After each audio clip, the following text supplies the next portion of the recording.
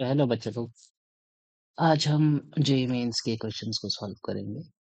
Now these are the questions which will be helpful in your future examinations of JEE, so that we can understand कि किस तरह के क्वेश्चंस आते हैं and how we can approach this question. So this is not the solution for JEE mains question. ये basically आपको question को कैसे अप्रोच करना है so that you can solve it quickly, उसको हम डिस्कस करेंगे। एंड हम मैं तुरंत तुरंत क्वेश्चन सॉल्व नहीं करूंगा। I will take some time so that you can understand that what is the process that is going on while solving this question. Secondly, मैंने कोई ऑप्शंस इसमें नहीं दे रखा है because when you see the option so look after that कि क्या करने से वो ऑप्शन आ जाए। सो अ बेसिक क्वेश्चन दिया गया है and then will try to understand कि इसको सॉल्व कैसे करेंगे, so that it will be helpful for your other examinations जो आप लोग लिखेंगे इन नियर फ्यूचर।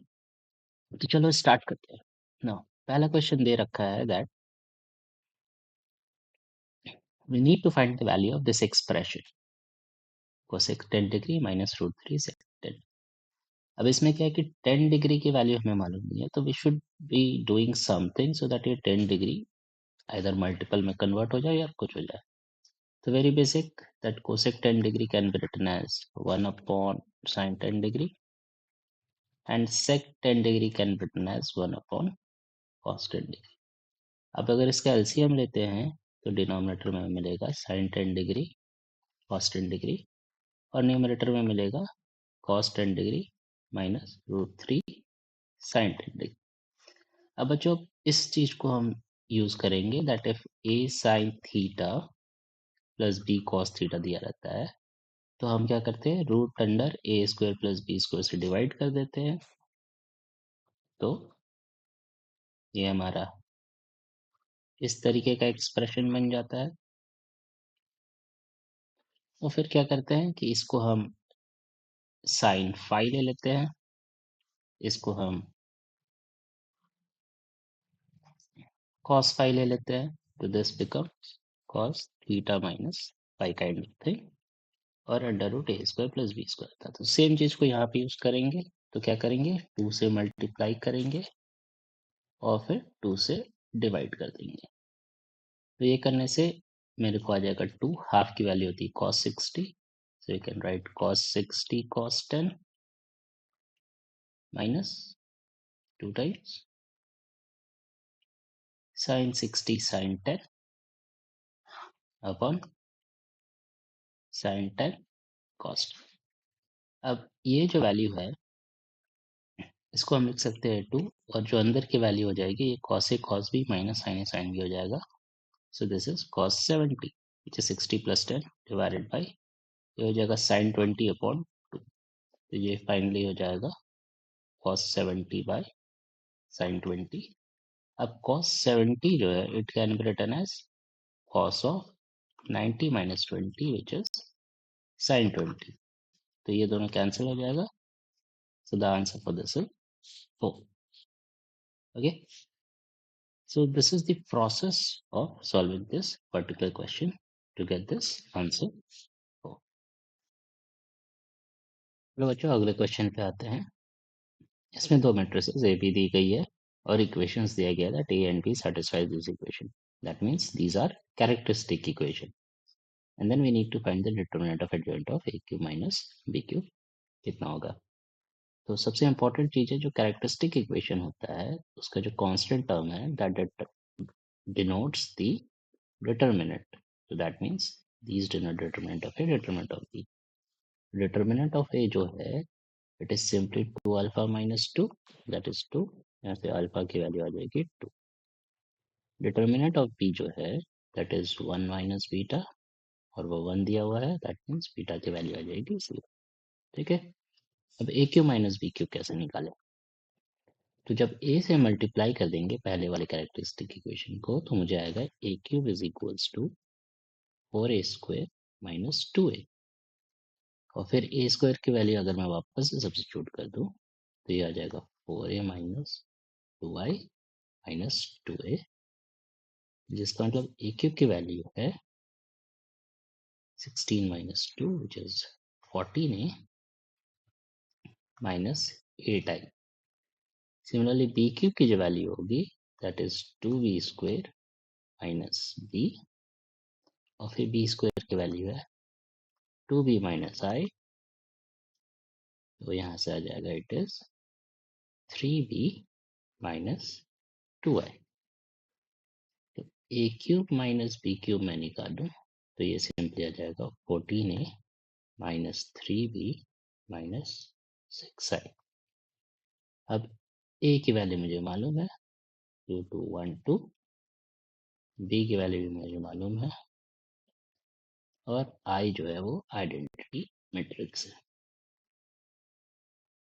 तो a cube minus B cube जो मेरा मैट्रिक्स बना वो सिंपली होगा 28 minus 9 19, then 28 minus 3 25, then 14 and then again 28 minus 3 minus 6 which is 19.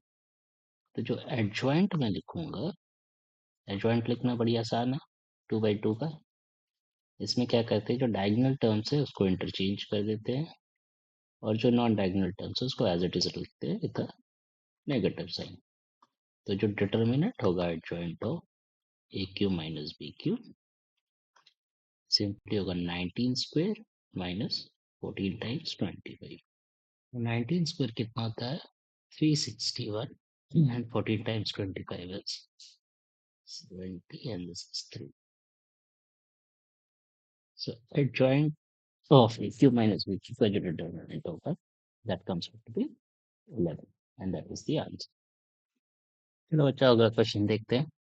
Next question बोला अगर अल्फा बीटा इस इक्वेशन के रूट्स हैं तो alpha plus beta to the power 4 alpha square plus beta square to the power 4 and so on फिर alpha to the power 25 plus beta to the power 25 to the power 4 इसका value कितना हो. अब ये देखने में थोड़ा सा डरावना क्वेश्चन लग रहा है कि अरे इतने सारे पावर्स पूछ लिए, बट सबसे पहले इस इक्वेशन को देखो. तो इक्वेशन जो है वो है x square plus x plus 1 equal to 0.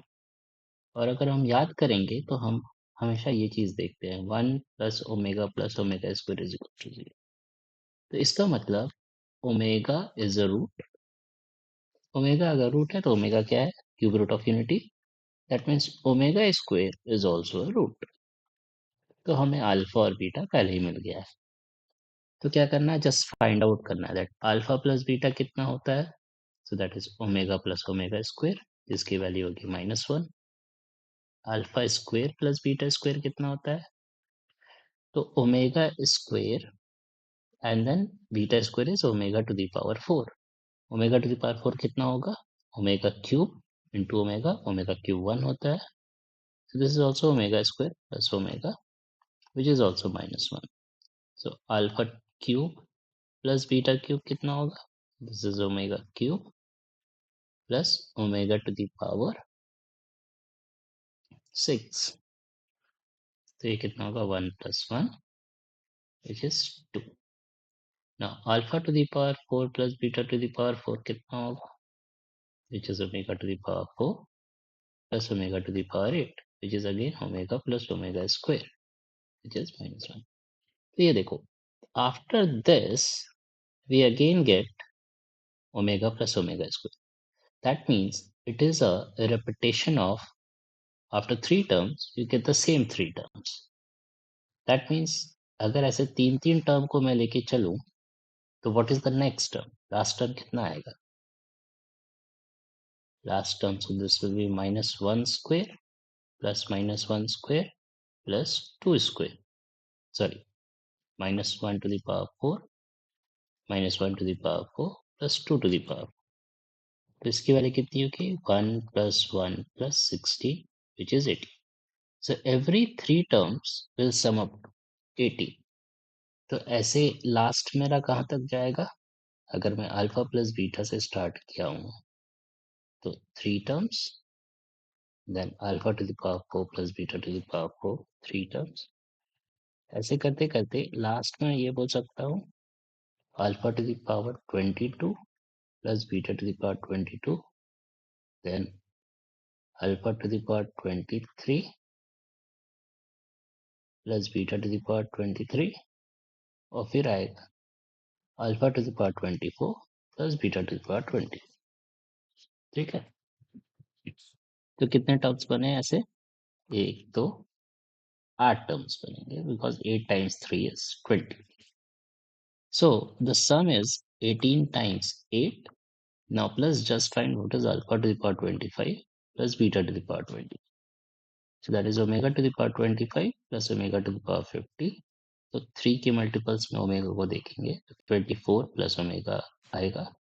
So this is omega, and then you will again get omega square, which is again minus 1. So this is plus minus 1 to the power 4. So this is 18 times 8 plus 1. So 64, 144 plus 1. So 143. So sum of all these quantities comes out to be 140. बच्चों इस question को देखते हैं. इसमें integration मुझे निकालना है एक एक्सप्रेशन का जिसका मॉड दिया हुआ है. तो सबसे पहले हम इन दो को देखते हैं. ओके, और सोचते हैं क्या हम इसको सम to product, product to some कर सकते हैं? बिल्कुल कर सकते हैं. तो पहले एक्सप्रेशन को सिर्फ देखते हैं. एक्सप्रेशन को क्या कर सकते हैं? साइन एक्स प्लस इन दोनों करते हैं sine A plus sine B. So it is 2 sine A plus B by 2 into cos A minus B by 2.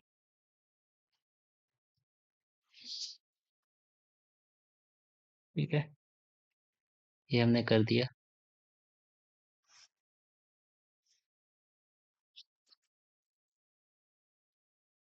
पहले सिर्फ एक्सप्रेशन को देखते हैं. इसको लिख सकते हैं sine x plus 2 sine A plus B by 2 and cos A minus B by 2. Sine x को भी लिख सकते हैं फिर हम 2 sine x by 2 cos x by 2 plus 2 sine 5x by 2 cos x by 2 बाहर ले लेते हैं. 2 बाहर ले लेते हैं एंड कॉस एक्स बाई 2. तो ओके, अभी इसको रहने देते हैं. कॉस एक्स बाई 2 को अभी नहीं छेड़ते हैं. कॉस एक्स बाई 2 यहाँ से कॉमन ले लेते हैं. तो ये हो जाएगा sign x by 2 plus sign 5x by. ठीक है, और आगे बढ़ते हैं. तो अगेन साइन भी हो जाएगा. This is cos x by 2 into sine. So this is 2 a plus b by 2. So sine a plus b is 6x by 2 by 6x by 4. 6x by 4 is 3x by 2, and then cos 5x by 2 minus x by 2 is 4x by 2, which is 2x, and then again divided by 2. ठीक है, फिर से 2 बाहर ले लेते हैं. तो ये हो जाएगा 4 cos x by 2 sin 3x by 2 and cos x. ठीक है, अब 0 to पाई बाई 2 में cos x तो पॉजिटिव होगा, लेकिन cos x by 2 जो है वो 0 to पाई बाई 2 में पॉजिटिव नहीं होगा, क्योंकि जैसे ही आप पाई बाई 2 पुट करेंगे ये हो जाएगा पाई बाई 4.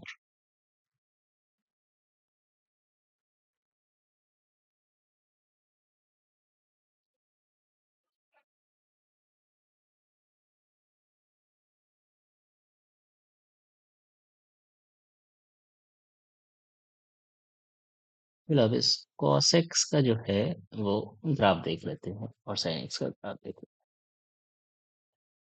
cos x का ग्राफ 0 to पाई बाई 2 में बनाता हूँ. Suppose this is pi by 2. तो cos x का ग्राफ 0 to पाई बाई 2 इस तरीके से आता है.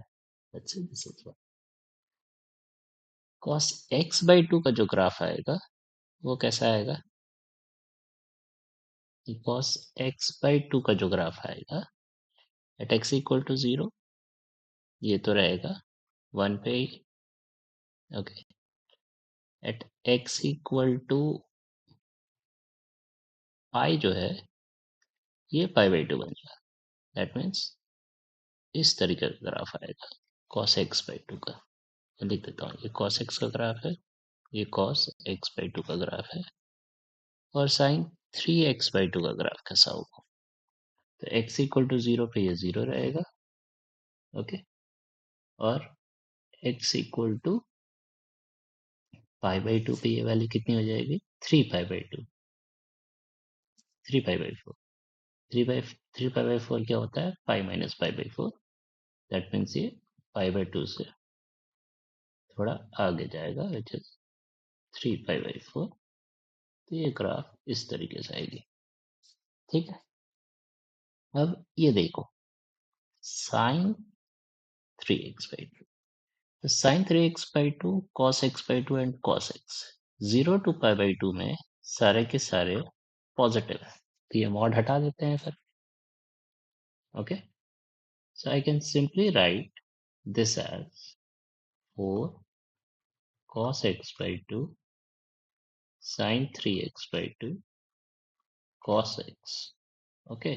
कहाँ से कहाँ तक इंटीग्रेट करेंगे, 0 to पाई बाई 2।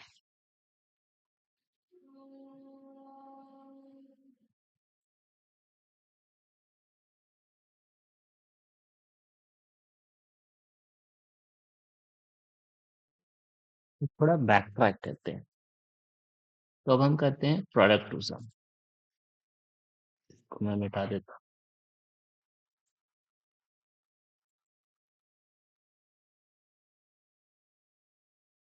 तो फिर से 2 में लिख देता हूँ, 0 to pi by 2। Now cos x by 2 sin 3x by 2 उल्टा जाते हैं, तो it is sin a cos b, तो विच is sin a plus b and plus sin a minus a plus b करेंगे तो ये हो जाएगा sin 2x, और a माइनस b करेंगे तो ये हो जाएगा sin x और cos x,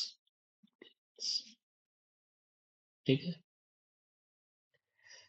तो बस अब ये सॉल्व होते चला जाएगा, 2 को बाहर ले लो, ठीक है ना। sin 2x can be written as 2 sin x cos x into cos x dx plus again integration of 0 to pi by 2, तो फिर से आ जाएगा,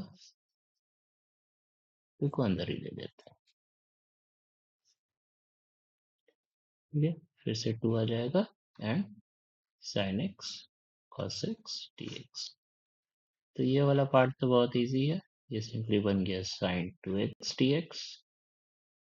और इस वाले पार्ट में क्या करेंगे, तो इस वाले पार्ट में हम लिख लेते हैं 0 to pi by 2 4 cos square x sin x dx।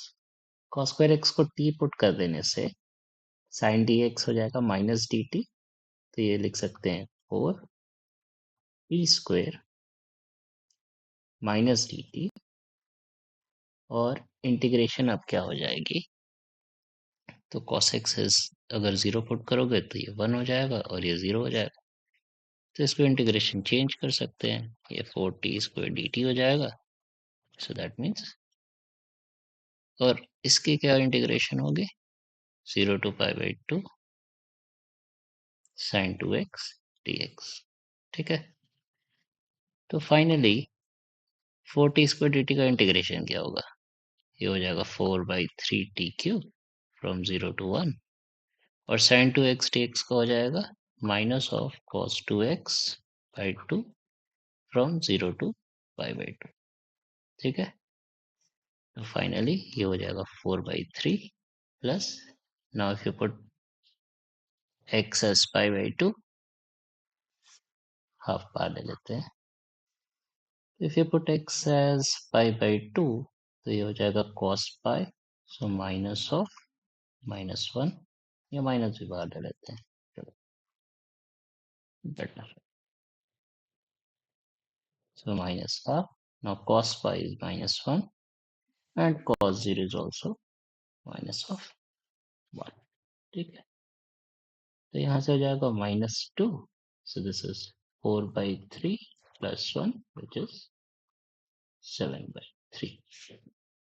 तो जो नेक्स्ट क्वेश्चन पे आते हैं ना, इसमें अब लिखा हुआ है the locus of point of intersection of tangent drawn to the circle.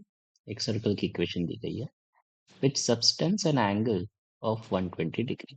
That means tangent हमने दो ड्रॉ किए और इन दो टैंजेंट के बीच का एंगल क्या है, 120 डिग्री, ठीक है। तो वो जो इंटरसेक्शन पॉइंट होगा उस दो टैंजेंट का, उसका लोकस क्या होगा। तो हमें कोई ऑप्शन नहीं दिया हुआ है, तो चलो let's think about that what we can do. तो सबसे पहले एक सर्कल ड्रॉ कर लेते हैं, ठीक है। तो हमने एक सर्कल ड्रॉ कर लिया। सेंटर कहाँ पे होगा, तो ये सर्कल के इक्वेशन से पता चल जाएगा that x - h whole square plus y - k whole square is 16। तो हमें सेंटर भी पता चल गया और हमें रेडियस भी मालूम है, that radius is 4 unit because it is r square.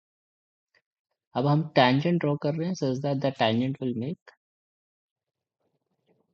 120 degree. Suppose करो इस तरह से हमने tangent ड्रॉ किया और ये एंगल बोल दिया इट इज 120 डिग्री, ठीक है। तो ये भी हम ज्वाइन कर सकते हैं। Let's mark this is O A and P, ठीक है। एक और चीज हम क्या कर सकते हैं, जब हम इसको ज्वाइन करेंगे तो ये एंगल हो जाएगा 60। ये एंगल हमें मालूम है 90 और ये एंगल फिर हो जाएगा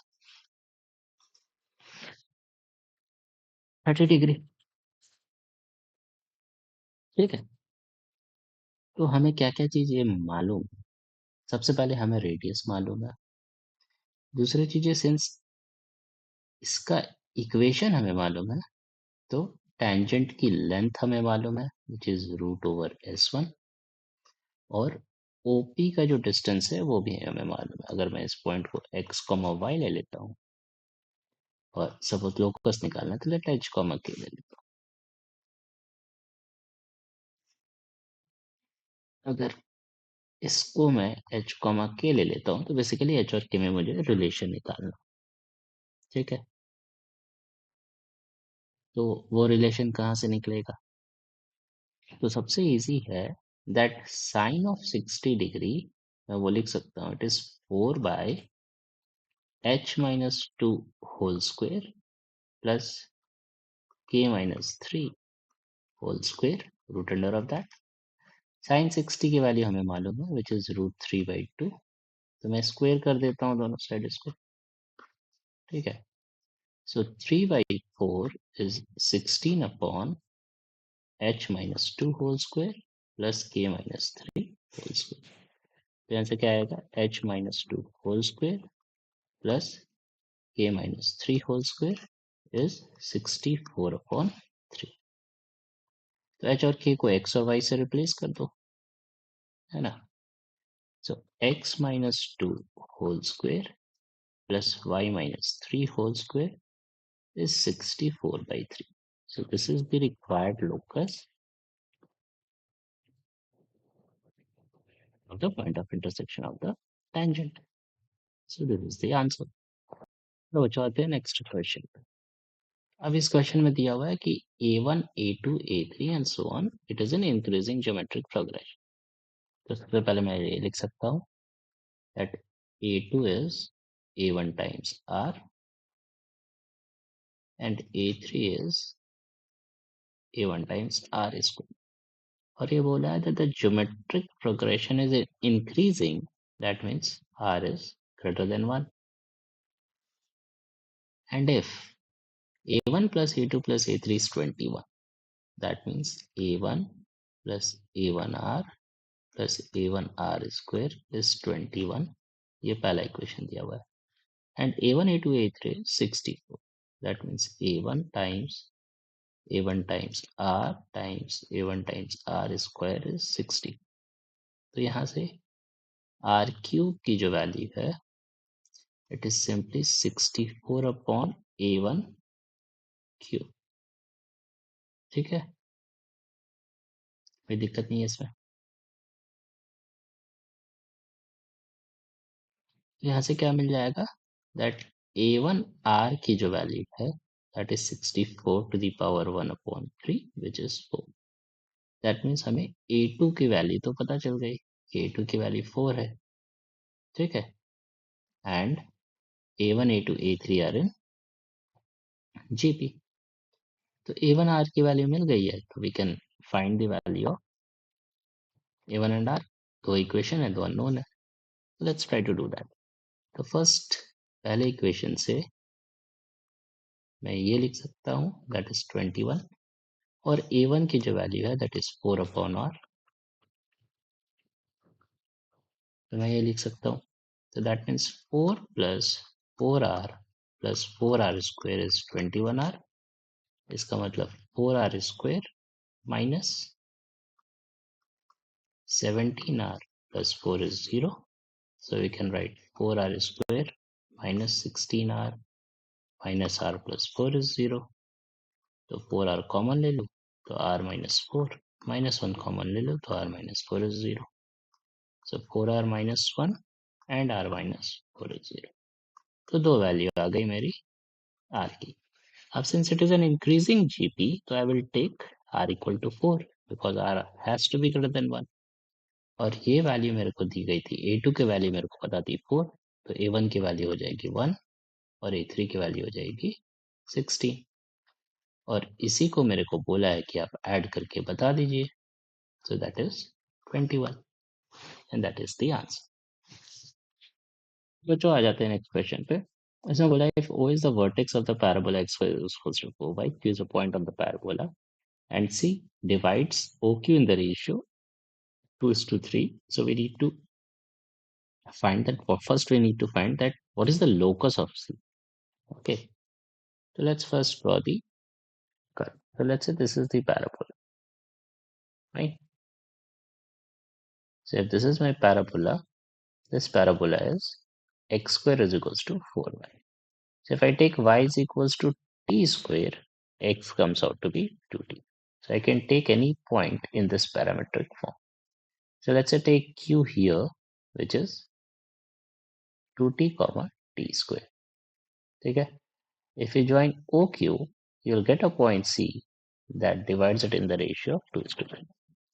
So if I take h comma k as the coordinate of this C, so h is simply 3 times 0 plus 2 times 2t upon 5 and k is 3 times 0 plus 2 times t square upon 5. So h is 4t by 5 and k is 2t square by 5.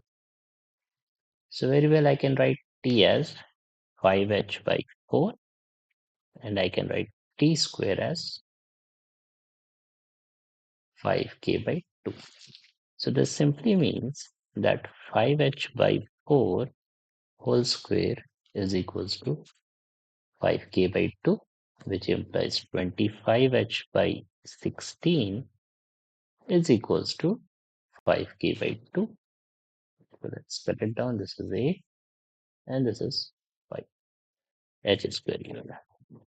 So I can simply say now that 5h square is equals to 8k, or locus of C is 5x square is equals to 8. So 5x square is equals to 8y, also a parabola. So the locus of C that you will get is also a parabola like this. Okay? So this is the locus of C. Now in this locus, we want to find the equation of the chord which is bisected at point 1, comma 2. So 1, comma 2, let's say is somewhere here. I need to find a chord for which 1, comma 2 is the midpoint, right? So I can now get a parametric point here. Let's take T1 and T. So if I take y as T1 square, so I'll get my x as 2 root 2 by root 5 T1. and this point will then be 2 root 2 by root 5 t2 comma t2 is right. Now 1 comma 2 is bisecting this length, so this length and this length are equal. So 1 comma 2 is nothing but the midpoint of it. So first of all we can write that 2 root 2 by root 5 t1 plus t2 upon 2 should be 1. So this will give me that t1 plus t2 is equal to root under 5 by 2. Okay. So let me erase this. And the second equation that I will have, that will give me that t1 square plus t2 square by 2 is 2. That means t1 square plus t2 square is 4. I can find what is t1 into t2. So that is nothing but t1 plus t2 whole square minus t1 square plus t2 square and then divided with. So how much this is? 8. So minus 3 upon.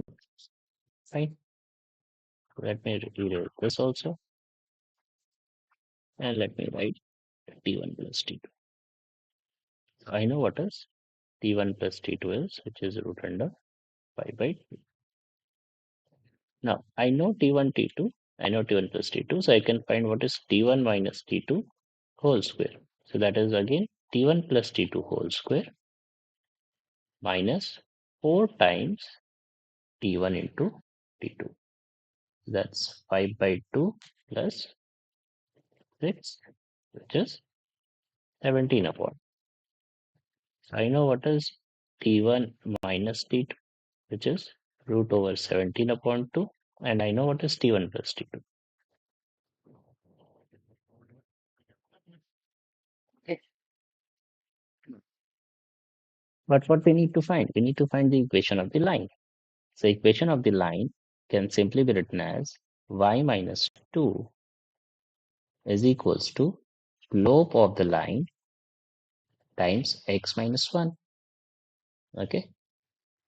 And then let me read this. So the slope of the line is simply t2 square minus t1 square upon 2 root 2 by root 5 t2 minus t1. So this is t1 plus t2 upon 2 root 2 by root 5. And we know what is t1 plus t2? It is root over 5 by root over 2 divided by 2 root 2 by root 5. That comes out to be 5 by 4. So this is the slope. So the equation of this chord is y minus 2 is 5 by 4 x minus 1, or 4y minus 8 is equals to 5x minus 5, or 5x minus 4y plus 3 is 0. So this is the required equation of the chord. Next question. अब ये भी थोड़ा सा डरावना सा question लग रहा है. x to the power 11 दे रखा है और 1 minus sine of mod of x दे रखा है, प्लस 5/6 दे रखा है. तो कैसे करेंगे? ये डेफिनेट इंटीग्रेशन का क्वेश्चन. इसमें हमें ये याद रखना है कि अगर कोई function from minus a to a f of x d x दे रखा है, तो इसको सिमिलरली वापस से हम ये लिख सकते हैं F of A plus minus A minus x d x. Okay, तो जस्ट सब्स्टिट्यूट कर देते हैं. लेट्स से आई मेरा ये था इनिशियल, तो आई को मैं वापस लिख सकता हूँ -5/6 to 5/6. इन दोनों को ऐड करेंगे तो 0 आ जाएगा. This is 4 pi plus 4 minus x to the power 11 divided by 1 minus sin mod of x, क्योंकि वो चेंज नहीं होगा, प्लस 5/6 dx. ठीक है. अब इनिशियल आई जो मेरा है वो है -5/6 to pi/6 2 pi plus 4x to the power 11 by 1 minus sine mod of x plus pi by 6 dx। ठीक है, अब ये x to the power 11 with the minus sign, तो ये minus 4x to the power 11 आ जाएगा, ये plus 4x to the power 11 आ जाएगा। तो जब मैं ऐड करूंगा तो ये कैंसिल आउट हो जाएंगे ये दोनों, तो ये बचेगा 4 पाई by 1 minus sine mod of x plus pi by 6 dx from minus pi by 6 to pi by 6। ठीक है, तो अब बचा गया, तो अब बस इतना ही पार्ट बचा है कि हम इसको कैसे सॉल्व करें। तो आई बहुत आसानी से मैं लिख सकता हूँ, आई को यहाँ लिख देता हूँ। जो मेरा इंटीग्रेशन है it is simply minus pi by 6 to pi by 6 to pi upon 1 minus sine mod of x plus pi by 6 dx। ठीक है, अब क्वेश्चन है कि how to solve the denominator. Denominator का इंटीग्रेशन हो जाएगा तो एवरीथिंग विल बिकम ग्रेट। अगर इस पूरे फंक्शन को देखें तो if you replace x with minus x this function will remain the same, so it's an even function। तो I को मैं लिख सकता हूँ 2 times 0 to pi by 6 2 pi by 1 minus sine mod of x plus pi by 6 dx। Okay, तो 0 to pi by 6 में sin of mod x plus pi by 6 और mod of x will remain positive, fine। I will simply become 4 pi by 1 minus sine x plus pi by 6 dx from 0 to pi by 6, है ना। तो अब इसको मैं erase कर देता हूँ। चलो, तो अब x प्लस पाई बाय 6 को अगर मैं t पुट कर दूं तो dx का dt हो जाएगा। तो I का जो इंटीग्रेशन होगा when x is 0 it is pi by 6, when it is x is pi by 6 it is pi by 3, so this is 4 pi by 1 minus sine of t dt। Integration कैसे करेंगे, 1 plus sine t 1 minus sine t से multiply करो तो 1 plus sine T ऊपर आ जाएगा, और जैसे ही 1 plus sine t से डिनोमिनेटर मल्टीप्लाई करोगे हो जाएगा 1 माइनस साइन स्क्वायर टी, तो ये बन जाएगा cos square T 4 pi dt from pi by 6 to pi by 3। Okay, अब तो आसान है। अब this is integration of sec square T D T, 4 पाई बाहर ले लेते हैं from pi by 6 to pi by 3 और प्लस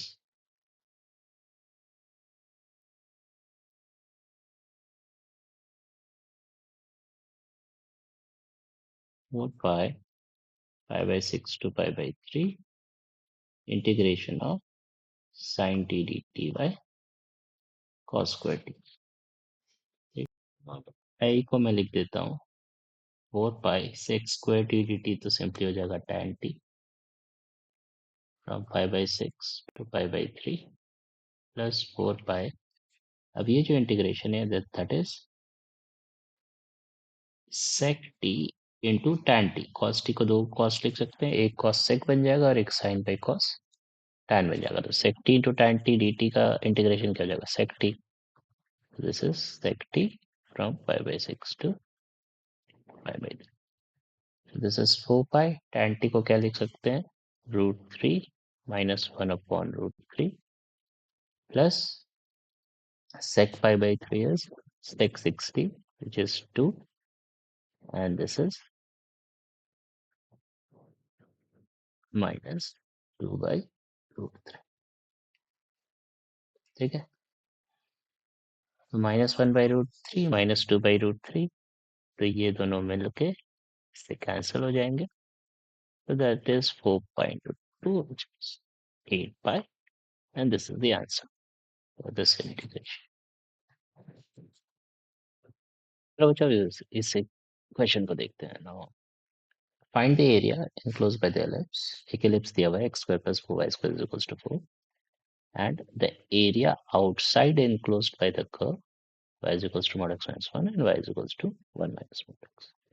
That means ये दो जो कर्व दिए गए हैं इसके बाहर जो एरिया बनेगी और इस एलिप्स और ये जो बाहर एरिया है ये जो कॉमन एरिया बनेगा इसका मुझे एरिया निकालना है। तो पहले ग्राफ बनाते हैं, ग्राफ किस तरीके का आएगा। ये सपोज पहले मैं एलिप्स बना देता हूँ। ओके, तो एलिप्स तो इजी है। Ellipse is x square by 4 plus y square is equals to 1। That means a की वैल्यू 2 है, बी की वैल्यू 1 है। तो एलिप्स इस तरीके का बनेगा।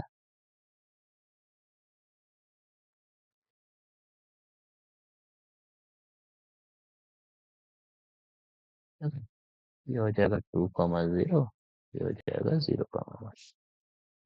अब ये दो कर्व को देखते हैं। y equals to mod x minus 1। तो मॉड एक्स का ग्राफ इस तरीके से v बनता है। -1 मतलब 1 यूनिट नीचे ले आए। तो ये बना मेरा मॉड एक्स का ग्राफ। दूसरा है y equals to 1 minus mod x. तो मॉड एक्स का ग्राफ v बनता है, तो माइनस ऑफ मॉड एक्स का ग्राफ उल्टा v बनेगा और 1 यूनिट ऊपर लेगा। तो ये इस तरीके का ग्राफ बना। ठीक है, that means this is also 1,0, this is -1,0। तो ये भी 1 यूनिट है, ये भी 1 यूनिट है, ये भी 1 यूनिट है, ये भी 1 यूनिट।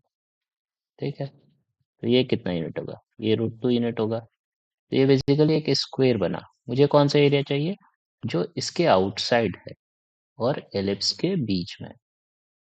दैट मीन्स हमें ये एरिया निकालना है। तो एरिया ऑफ एलिप्स जो है वो होता है पाई ए बी विच इज 2 पाई, और एरिया एनक्लोज्ड बाय कर्व्स ये क्या है? एक स्क्वायर बना है ना। तो स्क्वायर का एरिया क्या हो जाएगा? Side square which is 2। Area required जो है that is simply area of the ellipse minus जो एरिया अंदर उसको माइनस कर देंगे तो शेडेड पार्ट का एरिया मिल जाएगा। सो this is the required answer. These are the questions from JEE Mains that is likely to come in other JEE Mains exam, which will happen soon.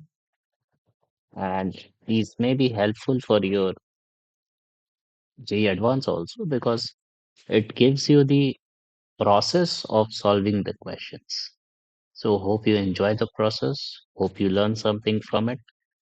और इसी तरह के वीडियोस के लिए इफ यू वांट आप बता सकते हैं हमें कमेंट में कि किस तरह के वीडियोस आपको चाहिए, so that we can provide those videos for you for better learning. Thank you. Thank you. Keep watching.